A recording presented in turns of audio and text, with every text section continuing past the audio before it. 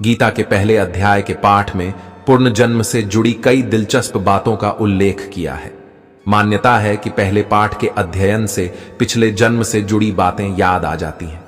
हमारे पुराने कर्मों का जीवन चक्र से गहरा संबंध है। हमें कई ऐसे उदाहरण मिले हैं जहां लोगों ने अपने पूर्व जन्म के बारे में बताया है, मगर अधिकांश लोग मृत्यु के बाद जब नए योनि में प्रवेश करते हैं तो वो अपने पुराने जन्म के बारे में भूल जाते हैं। एक बार भगवान विष्णु से माता लक्ष्मी ने प्रश्न किया, भगवान, आप संपूर्ण जगत का पालन करते हुए भी अपने ऐश्वर्य के प्रति उदासीन से होकर इस क्षीर सागर में निद्रा में लीन रहते हैं, इसका क्या कारण है? तब भगवान विष्णु ने माता लक्ष्मी को बताया कि वह निद्रा में नहीं रहते हैं, बल्कि तत्व का अनुसरण करने वाली अंतर्दृष्टि के द्वारा अपने ही माहेश्वर तेज से साक्षात्कार करते हैं।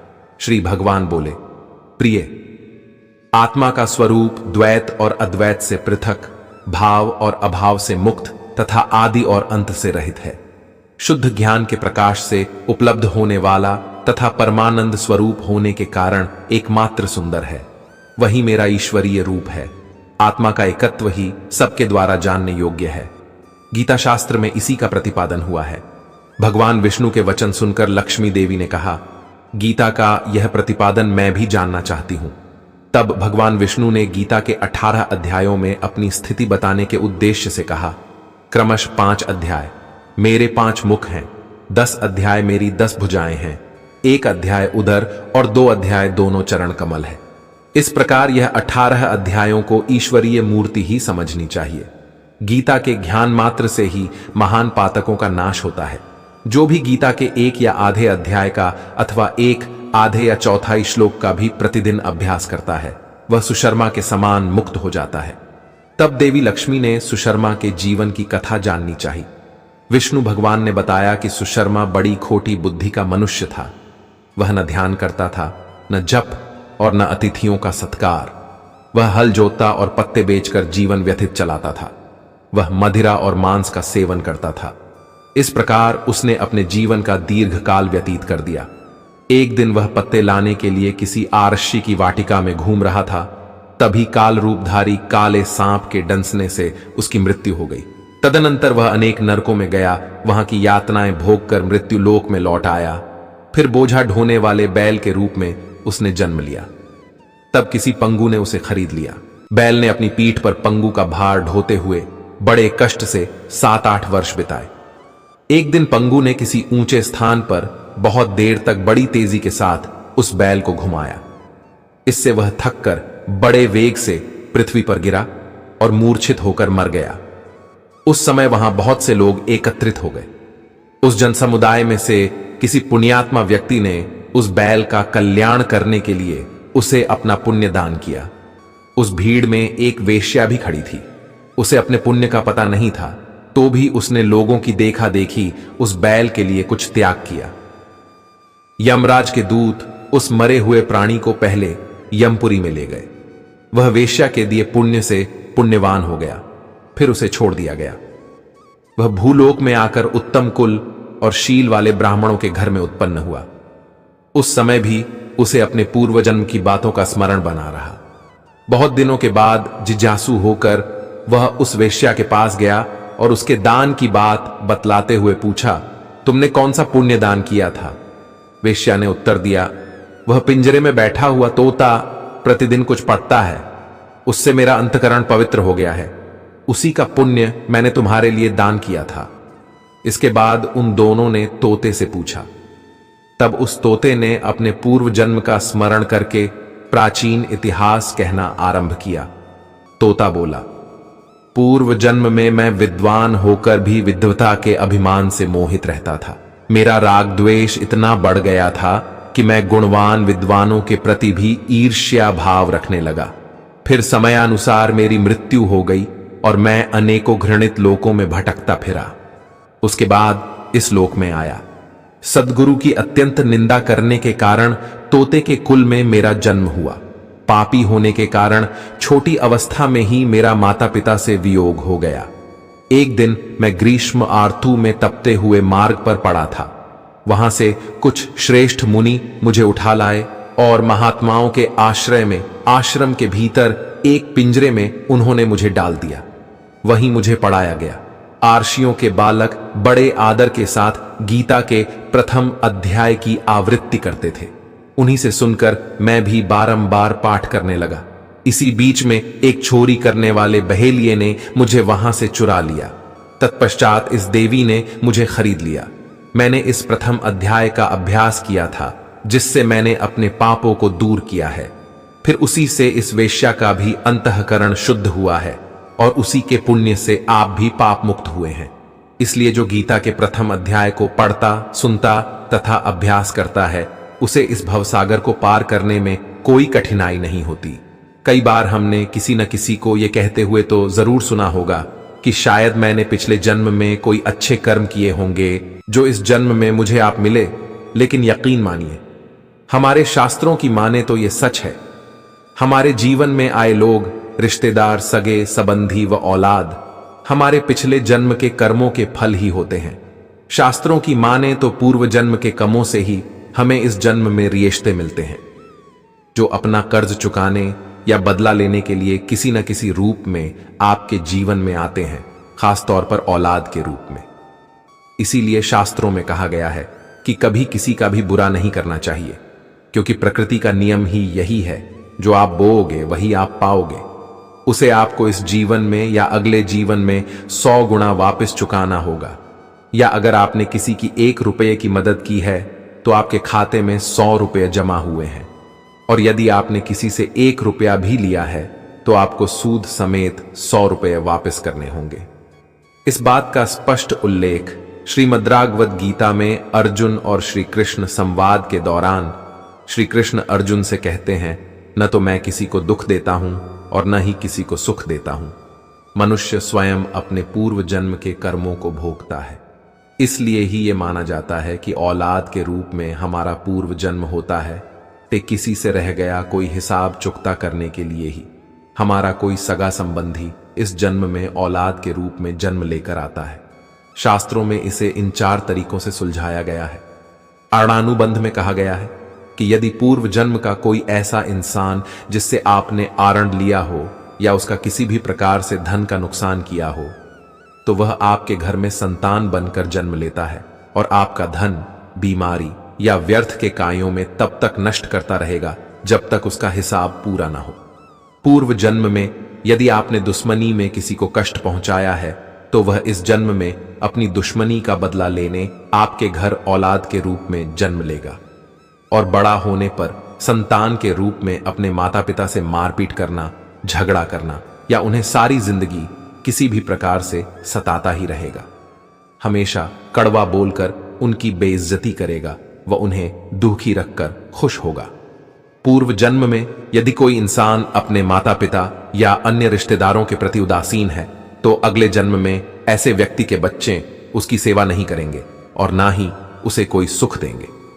ऐसी औलाद अपने माता पिता को दूर कर उन्हें उनके हाल पर मरने के लिए छोड़ देती है। विवाह होने पर वह माता पिता से अलग हो जाते हैं। पूर्व जन्म में यदि आपने किसी की दुख के समय खूब सेवा व मदद की है तो वह अपनी की हुई सेवा का ऋण उतारने आपकी सेवा करने के लिए पुत्र या पुत्री बनकर आता है। यह भी कहा जाता है कि यदि आपने पूर्व जन्म में किसी गाय की सेवा की है तो वह इस जन्म में पुत्री बनकर आपकी सेवा करने आती है। श्रीमद्भागवत गीता के अनुसार यह सब बातें सिर्फ मनुष्य पर ही नहीं लागू होती हैं, बल्कि इन 4 प्रकार में कोई जीव भी आपकी औलाद के रूप में जन्म ले सकता है।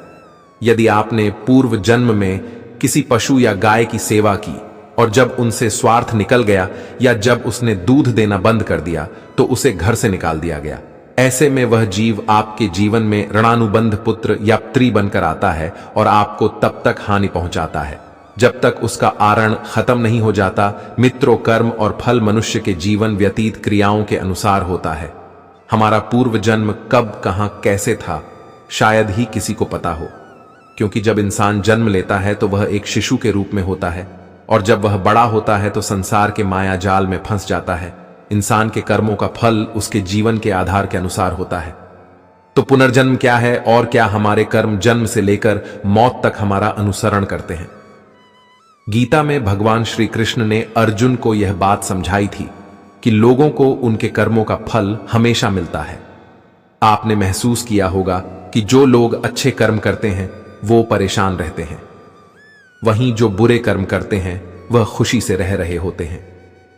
अच्छे कर्म करने वाले परेशान होते हैं कि आखिर उन्हें इतनी परीक्षा क्यों देनी पड़ रही है, जबकि जो धर्म की राह में है वह खुश हैं और जिंदगी का लुत्फ उठा रहे हैं।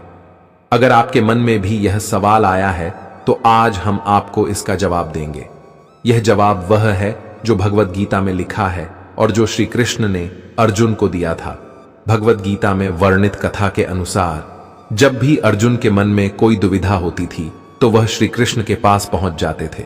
एक बार की बात है, अर्जुन ने भगवान श्री कृष्ण से आकर कहा कि वह दुविधा में है और इसका जवाब वो श्री कृष्ण से चाहते हैं। श्री कृष्ण ने पूछा कि क्या सवाल है? अर्जुन ने कहा, मुझे यह जानना है कि अच्छे लोगों के साथ हमेशा बुरा ही क्यों होता है, वहीं बुरे लोग खुशहाल दिखते हैं, और क्या पुनर्जन्म में भी पिछले कर्मों का फल मिलता है? अर्जुन के मुंह से ऐसी बातें सुनकर श्री कृष्ण मुस्कुराए और कहा, मनुष्य जैसा सोचता है और महसूस करता है वैसा कुछ नहीं होता है, बल्कि अज्ञानता की वजह से वो सच्चाई नहीं समझ पाता है। अर्जुन उनकी यह बात समझ नहीं पाए। इसके बाद श्री कृष्ण ने क्या कहा वह बात हम इस वीडियो में आगे जानते हैं।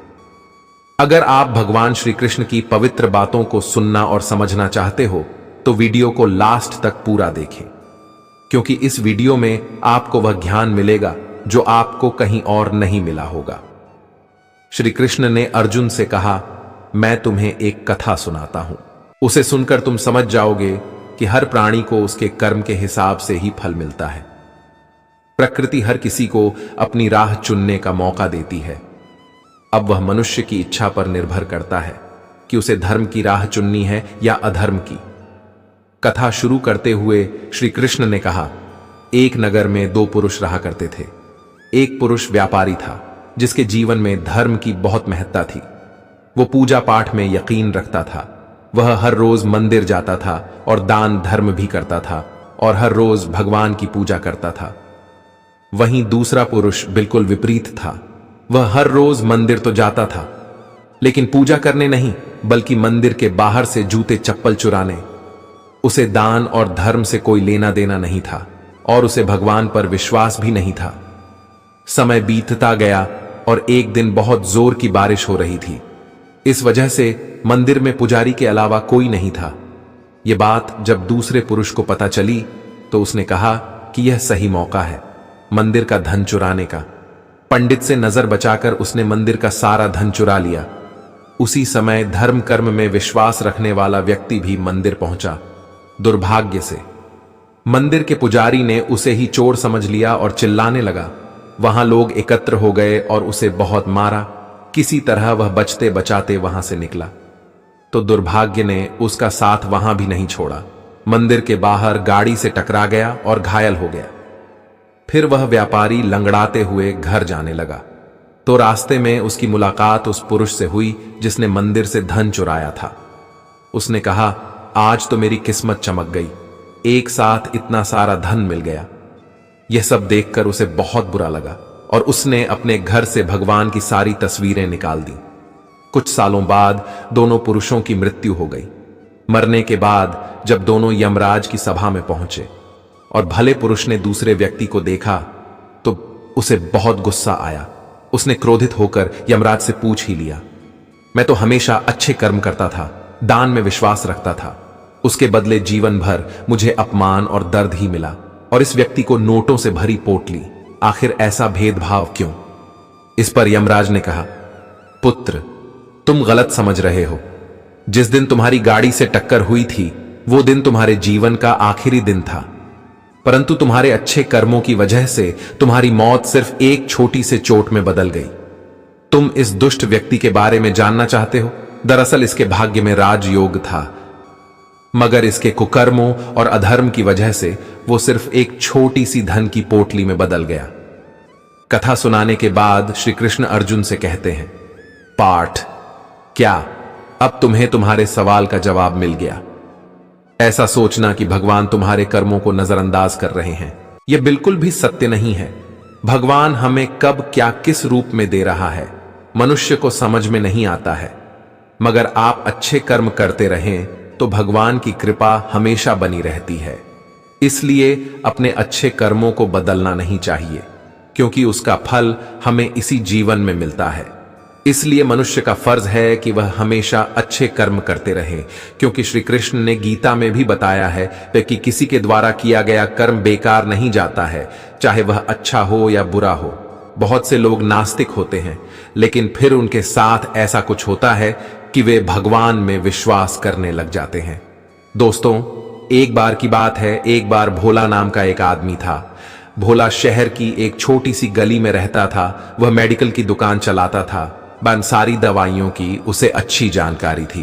पूरी दुकान खुद संभालता था, इसलिए कौन सी दवा कहां रखी है उसे अच्छी तरह पता था। वो पूरी ईमानदारी से अपना काम करता था।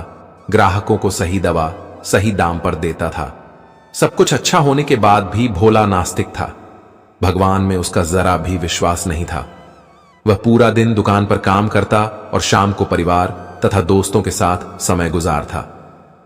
उसे ताश खेलने का शौक था। जब भी टाइम मिलता दोस्तों के साथ ताश खेलने बैठ जाता था। एक दिन वह दुकान पर था, तभी कुछ दोस्त आए। तभी भारी बारिश भी शुरू हो गई थी और रात भी हो गई थी, लेकिन सभी बारिश थमने का इंतजार कर रहे थे।